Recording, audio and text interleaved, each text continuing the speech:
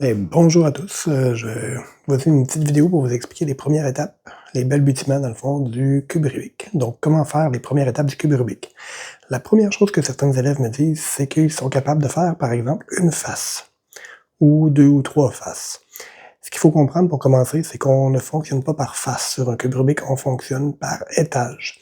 Donc dans ce cas-ci, ma face semble faite, mais si on regarde autour, les côtés de ma face ne sont pas bons.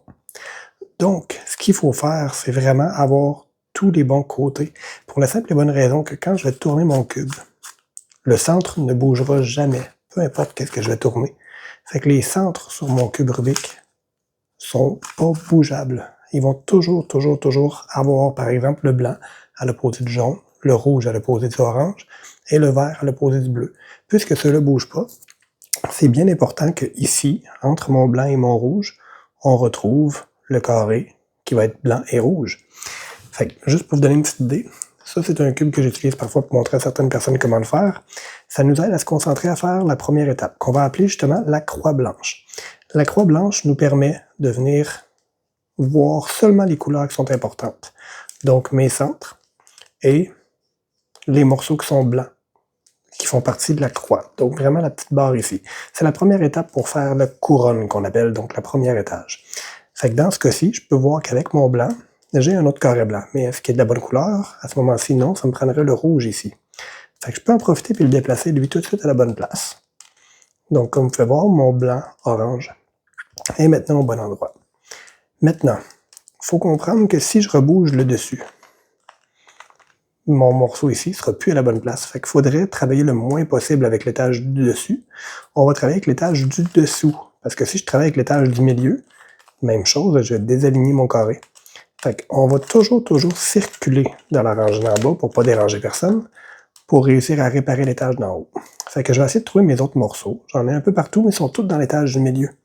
Fait que ce que je vais faire, c'est que je vais prendre un morceau blanc, et pour être capable de l'envoyer au bon endroit, je ne le montrerai pas directement en haut, parce qu'on ne touche pas à la rangée d'en haut, on va l'envoyer dans la rangée d'en bas. Donc, j'ai deux manières de l'envoyer. Je peux tourner cette face-là pour l'envoyer dans la rangée d'en bas, ou je peux tourner cette face-là. On va toujours essayer de privilégier le mouvement qui l'amène à pointer vers le bas. Je vais vous expliquer pourquoi tout de suite.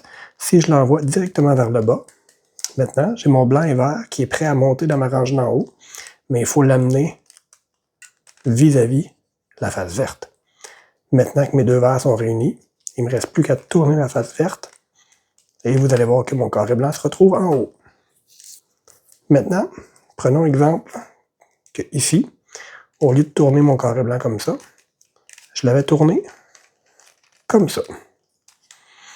Maintenant, je vais amener mon blanc et rouge vis-à-vis ma face rouge.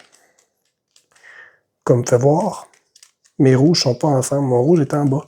Donc si je tourne mon bloc jusqu'en haut, il est mal orienté. Donc je suis obligé, on va remettre mon blanc avec mon orange, je suis obligé de toujours les amener par en bas pour être capable de faire le travail comme il faut. On fait attention quand on emmène un bloc en bas, il faut essayer de ne pas défaire ceux qui sont déjà faits. Donc là, j'ai amené mon bleu avec mon blanc, et je vais l'amener là. Un bon exemple de ce que je vous disais, où ce qu'il ne faut pas défaire les autres, c'est que si je l'amène comme ça par en bas, la face blanche par en bas, je viens de défaire mon bleu et blanc. Fait que ce qui est très important, c'est d'immédiatement tasser mon cube que je voulais amener en bas et refabriquer les blocs que j'ai défaits. Je le ramène comme il était. Eux sont encore bons, eux aussi. Maintenant, je déplace mon carré rouge et blanc en bas là-bas et je l'envoie en haut. Fait que maintenant, j'ai ma croix blanche de fait. Mais en plus, elle est bonne parce que j'ai le blanc et rouge avec le blanc et vert avec le vert, le blanc orange avec l'orange, tout à la bonne place. Si par exemple, je l'avais fait comme ça, j'aurais quand même une croix, mais ils ne sont pas aux bonnes places. Fait que bien important d'amener vos cubes à la bonne place.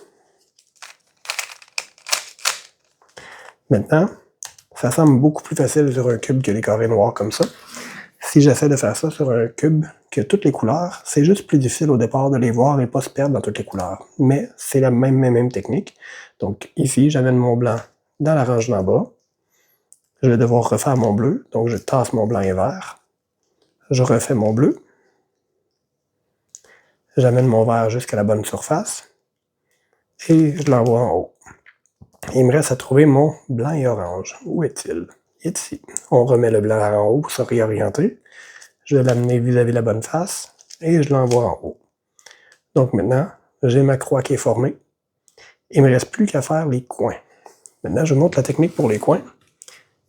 Et oui, j'ai un autre cube ici qui me permet de faire que ça. Mais cette capsule-là était vraiment dédiée sur la croix blanche. Fait que maintenant, je vais vous expliquer une dernière exception avant qu'on se laisse pour cette capsule-là.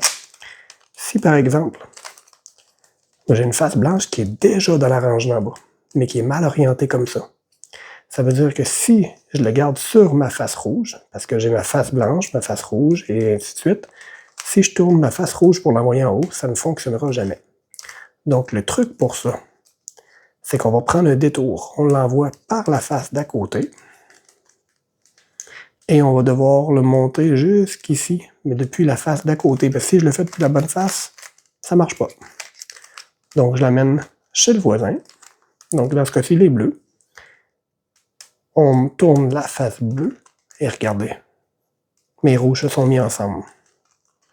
Puisqu'ils sont maintenant ensemble, je vais le tourner jusqu'en haut. À faire attention, chose à bien remarquer, regardez, mon blanc et bleu était fait. Quand je fais ça, je suis en train de gâcher mon blanc et bleu. Fait que tout de suite, quand j'aurai fini mon mouvement, je dois aller refaire mon blanc et bleu.